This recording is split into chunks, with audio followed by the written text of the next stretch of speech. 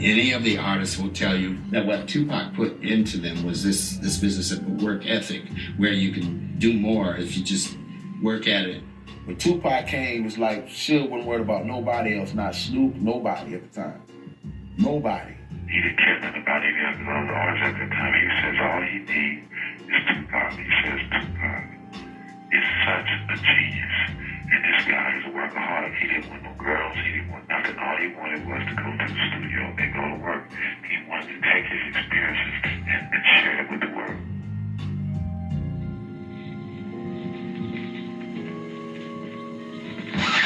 Around the time that Tupac got out of jail, Sean Puffy Combs was about to become, I would say, the East Coast version of Suge Knight with Bad Boy Records. You know, his first big artist was the Notorious B.I.G. This bullshit about the East Coast and the West Coast started when we went out to New York to do the Source Awards.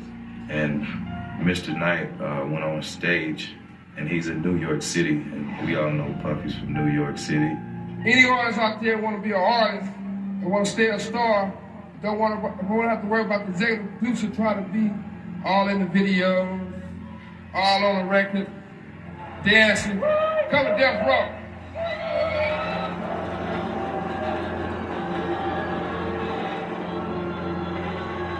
I mean, the whole crowd started booing, and then I thought to myself, like, why would you do that? The East Coast don't love Dr. Dre and Snoop Dogg. The East Coast ain't got no love for Dr. Dre and Snoop Dogg and Death Row. Y'all don't love us. Y'all don't love us. Well, let it be known then. Look, we know y'all East Coast. We know we at East Coast and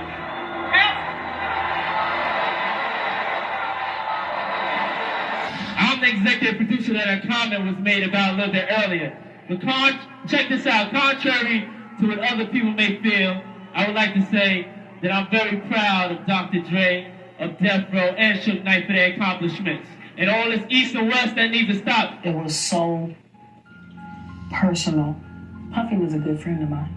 There's enough room in this business for two young black males who are entrepreneurs to exist. I mean, can you imagine if Al Bell and Berry Gordy were fighting, or if the Temptations had beef with the Four Tops? I mean, it sounds fucking retarded when you think about it. You know, the Four Tops got beef with the Temptations. Marvin Gaye and Smokey Robinson were fighting at the Grammy Awards last night. I mean, think about that for a second. A lot of people on the West Coast felt that we've always had love for the East Coast. You know, they come here and break their records.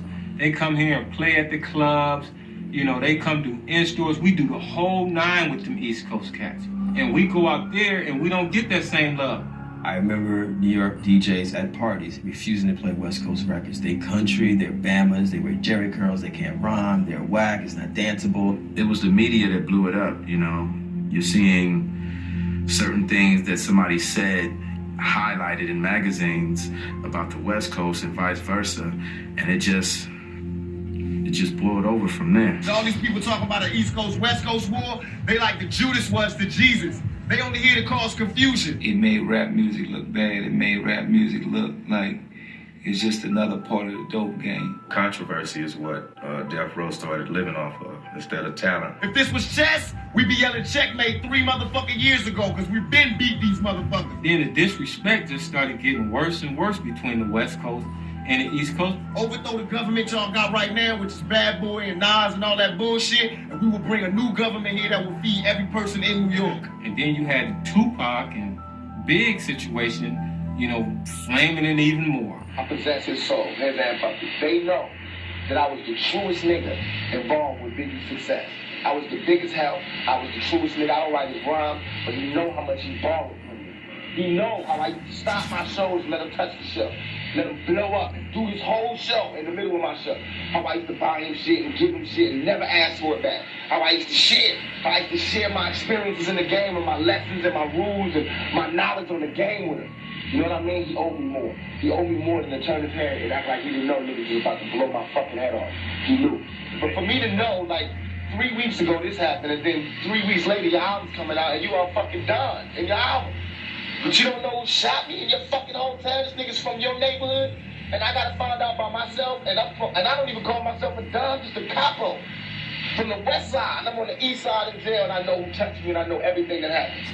Tupac was wrong in blaming whoever the individual figures were who actually had something to do with it in New York and making it into this whole New York City thing and then this East Coast, West Coast thing. And I think that he definitely had someone in his ear, probably Suge, exacerbating it. It sells records. It continues to get media attention, which sells more records. Tupac had claimed to have gone out with Biggie's wife, Faith Evans. This was a great humiliation, reportedly, for Biggie. It was all over.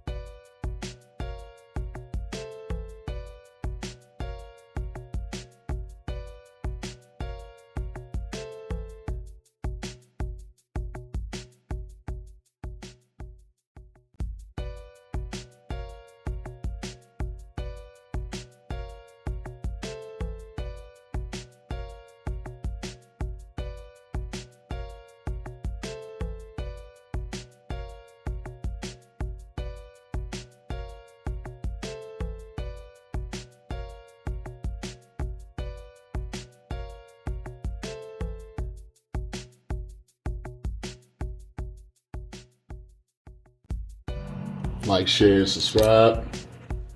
We're going to look at Keefe D book, Compton Street Legend. Once again, we back at it. This chapter that we're on is called Bad Boys. But just to let y'all know, there are trigger warnings, and I also do role playing. Okay, I can't act. You feel me? So when you start hearing those voices change, believe it or not, ladies and gentlemen, it's me. Okay. Get y'all popcorn. Sit back and enjoy the roller coaster ride. Oh yeah. Because it's going to get shaky. Bad Boys.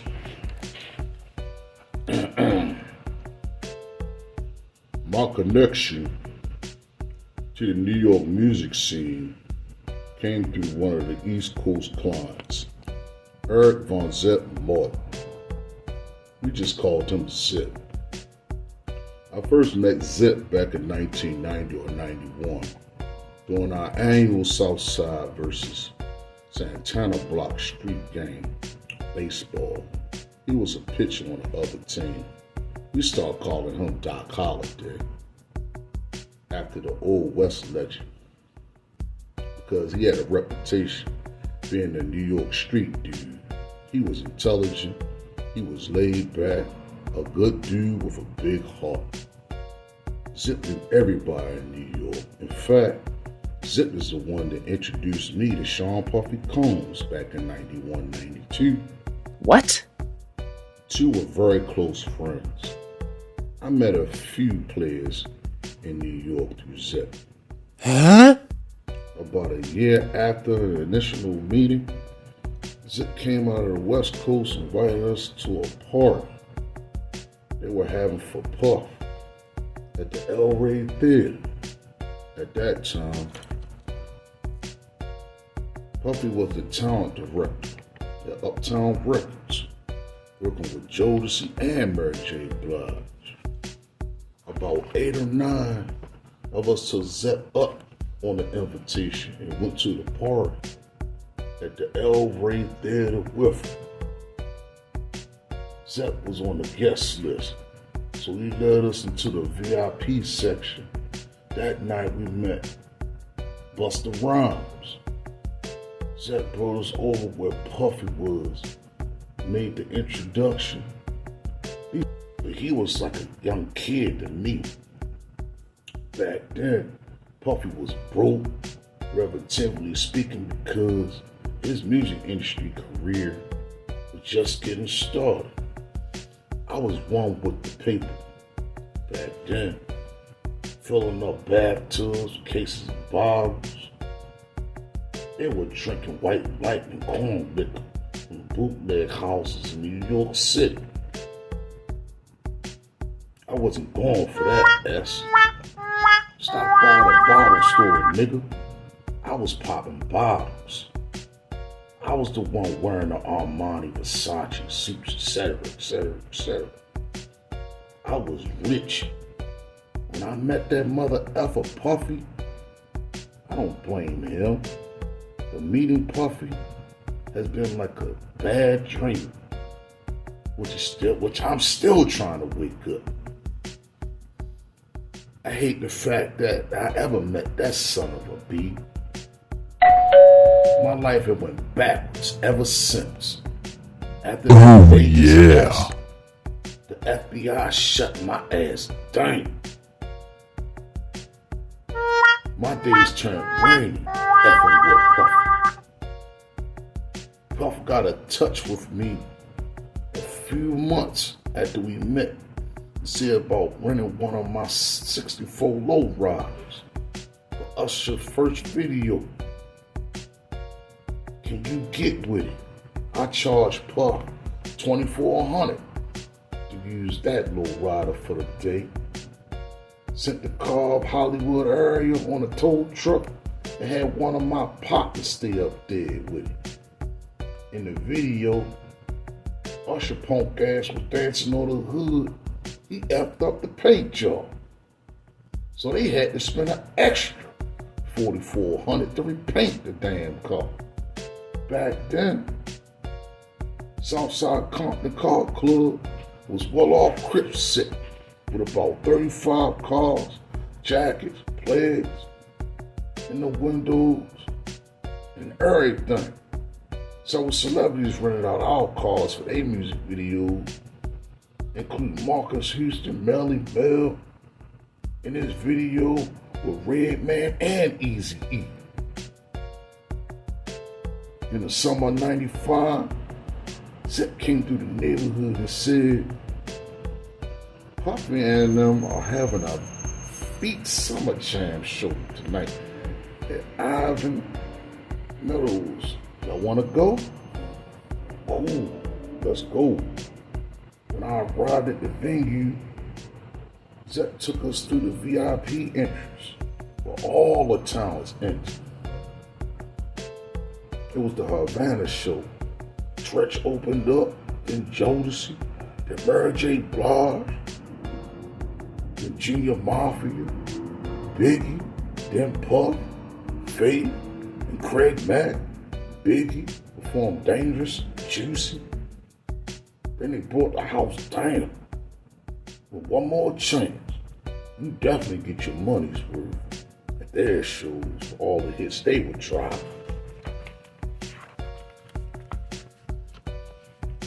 Our crew was 20 to 30 deep. We were all up on the stage wearing Dallas Cowboy gear, cracking bottles, smoking weed. The performances took place in rotating stages. And one of them was on our rotations. I spotted Suge on the other side. Suge appeared to look at me and he was getting jealous. Let me holler at you. What's up, big dog? Then he asks, man, how you know them? Nigga, the same way I know you, the dope gang. That's how I know them. After the show, that night, Puffy gave off the chain. After party, he was the DJ. I didn't know he could DJ like that. Not long after the show, the Source Awards happened. And that was when Suge made that controversial comment. Any artist out there wanna be an artist and stay a star and don't have to worry about the executive producer trying to be all in the videos, all on the record, dancing, come to death row.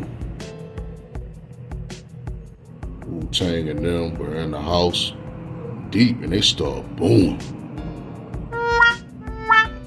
Beef was really with Wu-Tang. But I guess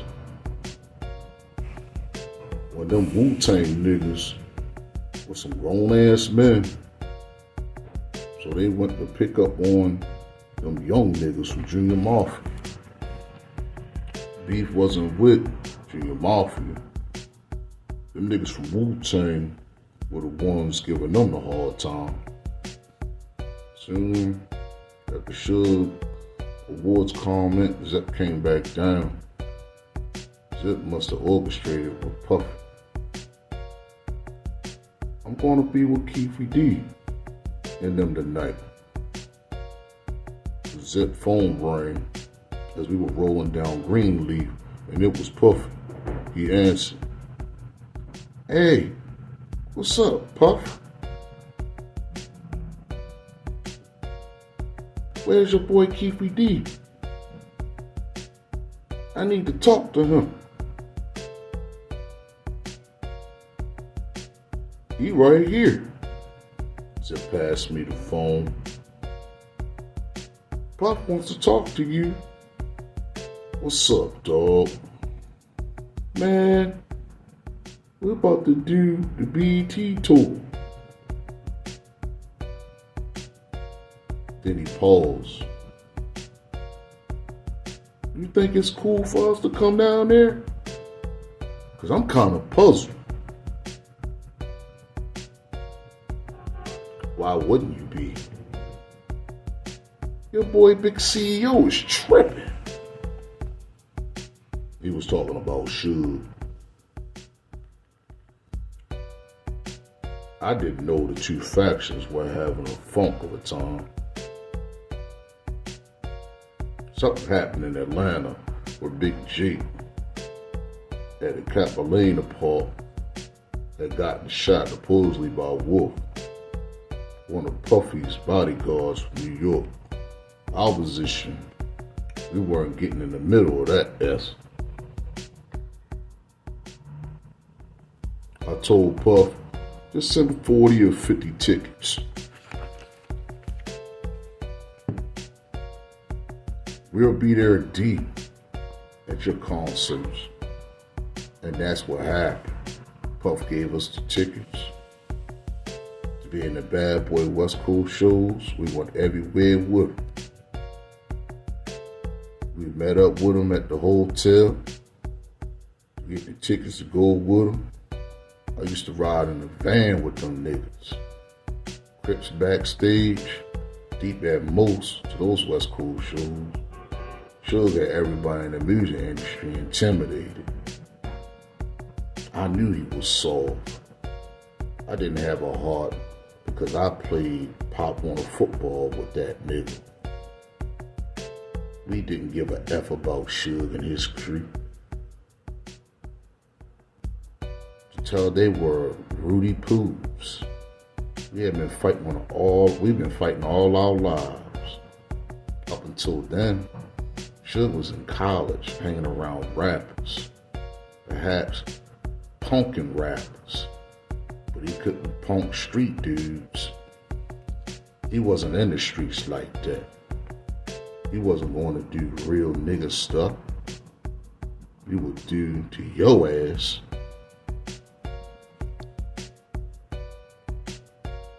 The way it would work was that would fly out with us at different locations.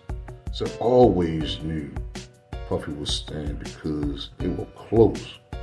When it was time to get the tickets, we would meet up with them at the hotel. That year on Halloween night, Bad Boys had a concert at Ellaham Pad. I picked Zep up at the Long Beach airport, and about 12 of us went to the hotel where we were staying. When we got to Puff's suite, Andre Harrell was in there. And there was a room full of Crips. We started drinking, popping bottles, and a nigga Puff came out of the bathroom, butt-ass naked, with nothing but a towel wrapped around him.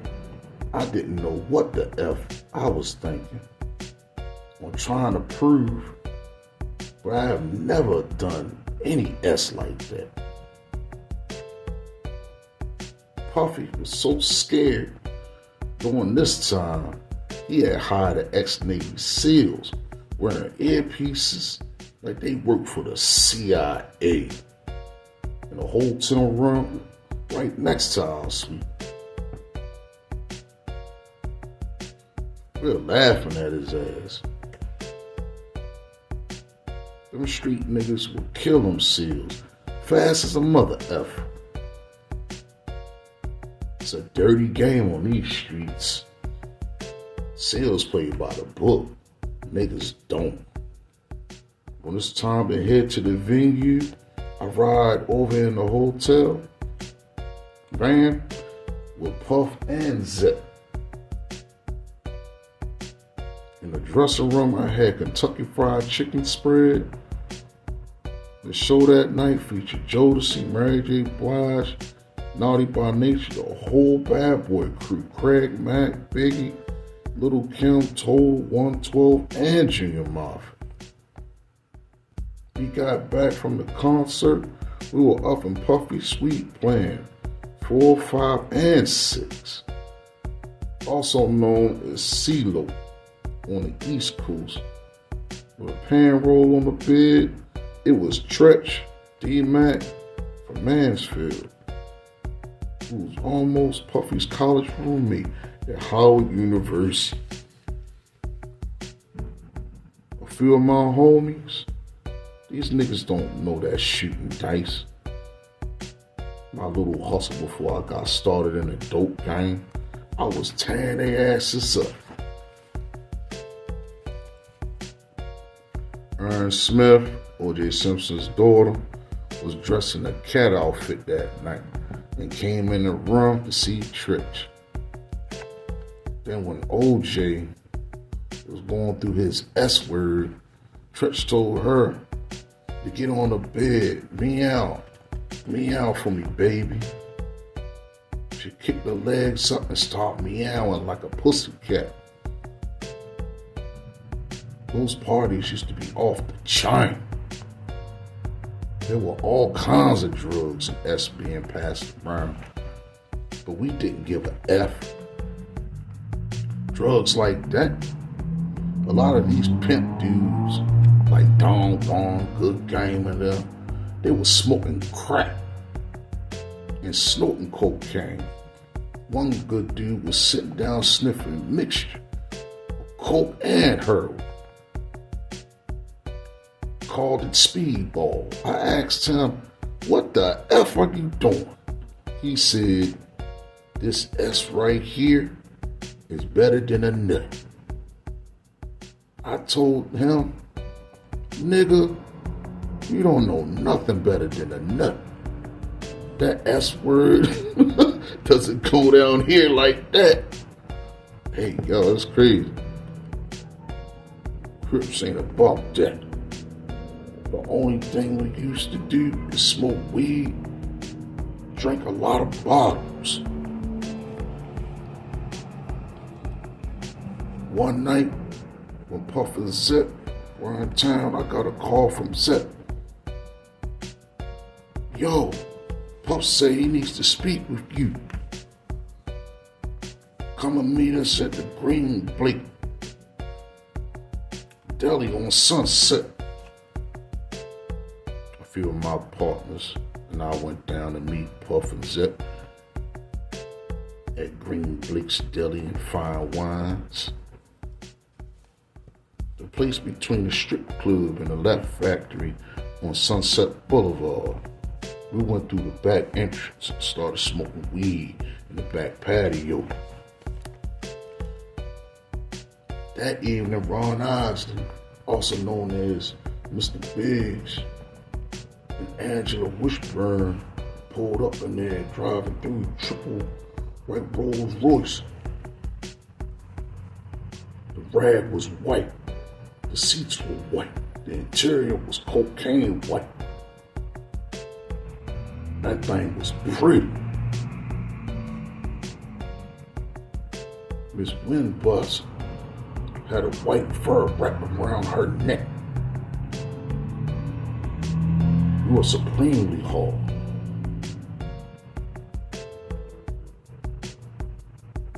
Zip and Puff double dated that night. Zip had one girl. They broke one of the girl's cousins. It was actually from our neighborhood. As a tag along for Puff. That girl from our neighborhood had a reputation for being loose, but Puffy didn't know. We were laughing at that fool because he was all hugged up with her, kissing her, and didn't know what kind of girl she was in the hood. A group of us went downstairs to the place and ordered some food. I remember ordering a pastrami sandwich. Then I added rosé. Puff waved me over and stepped to the side with him. I need to speak with you, Big Doug. We stepped off to the side where we were able to talk privately.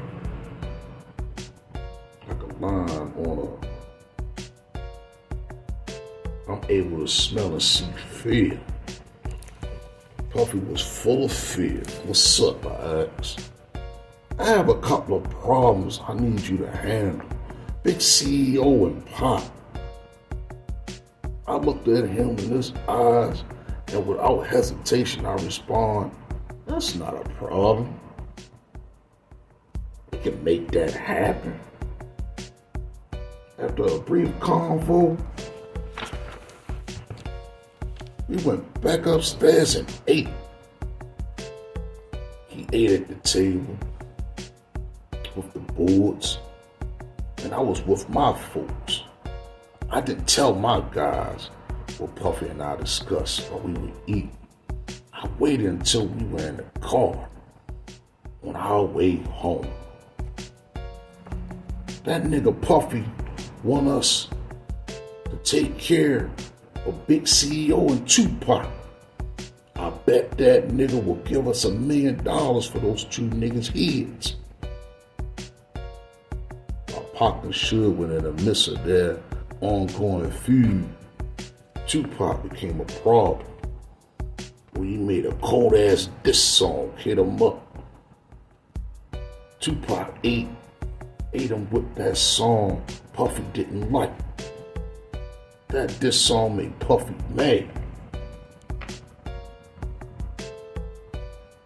At the end of that song, Tupac hit us too with that. If you want to be down with Bad Boy, then F you too.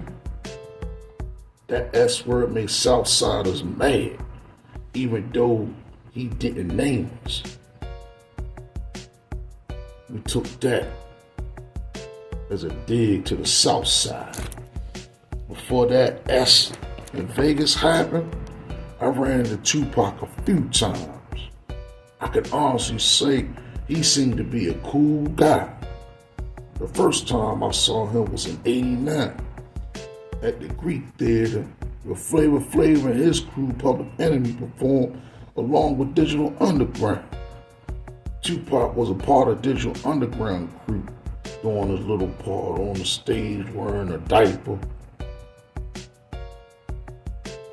We were nearing the front side. He came out with that punk ass diaper on.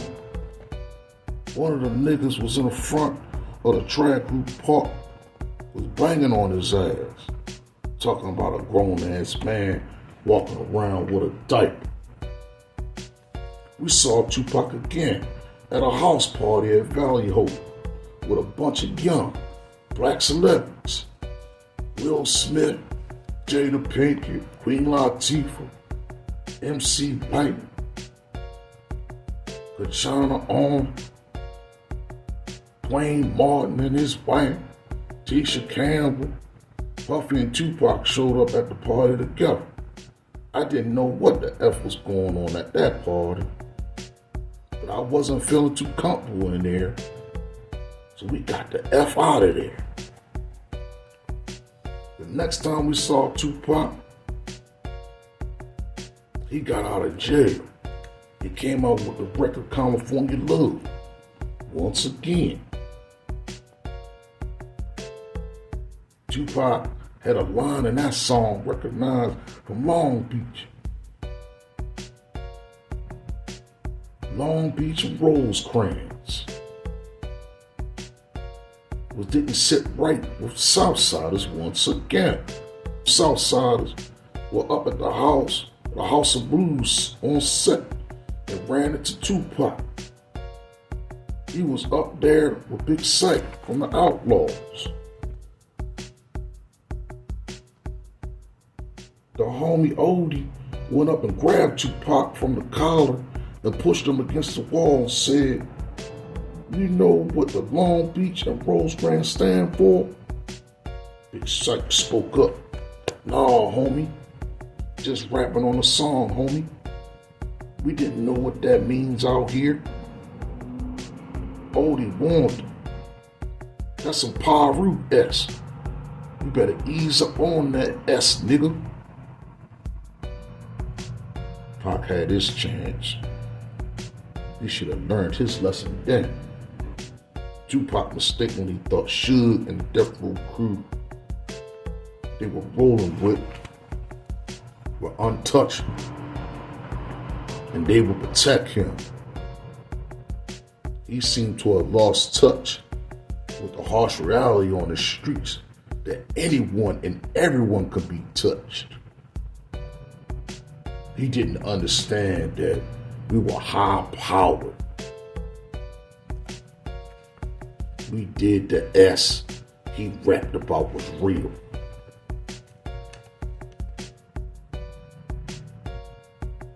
We weren't into the music industry crap. We were going up against real niggas in the street every day of our lives. Unfortunately, the next time we see Tupac will be September the 7th, 1996, the fateful night in Las Vegas, Nevada, when Tupac and the crew chose to run across the line and put their feet on my nephew, Baby Lane. There you have it. I had to switch it up a little bit. I had to do a little bit character roles. You know what I mean? I'm gonna show y'all my acting skills. That's what I'm gonna start doing. I'm gonna start role playing. You know what I mean? But this is how Bad Boy met up with Keefe. You know what I'm saying? He was talking about with Big J and that dude Wolf getting into it out there in the club in Atlanta. You know what I'm saying? And Big J ended up dying off of his injuries. So this is probably how the beef escalated between Puffy and Suge Knight. You know what I'm saying? It stemmed from Big J. I would assume that was Suge Knight's best friend, because he was a part of the entourage. And Wolf was doing business with him. I wonder, was Gene Deal there? Because to my understanding, Gene Deal knew Wolf. You know what I'm saying? He was a part of that gang. I forgot the name of that gang, you know what I'm saying? But what y'all think about the podcast, man? I mean, like, I'm digging it. Like I said, I'm digging it. Now we're getting a closer view of what's going on the East Coast side when it came to Bad Boy Records. Now, the next chapter we're going to talk about, you know what I mean, is Death Row. And I'm going to start doing some roles on that. I'm going to start changing my voices and stuff like that. And we're going to discuss that a little bit more, you feel me? Make sure y'all hit that like button and subscribe. Y'all be safe. Y'all be cool out here. Make sure y'all drink y'all fluids. If it's too hot outside, I advise y'all stay home, because we don't need nobody be sitting outside being dehydrated. Peace, and I'm gone.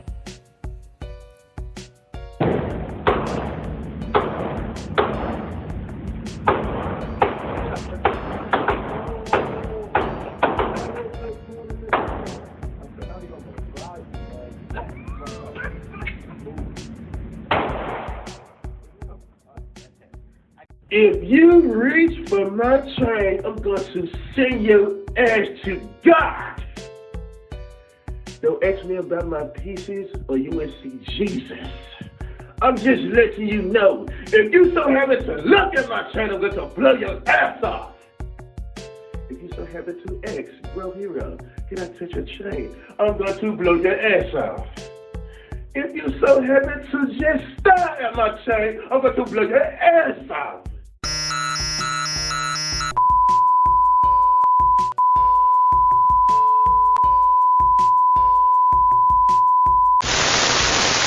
A few moments later, 1 hour later, 3 hours later, 6 hours later.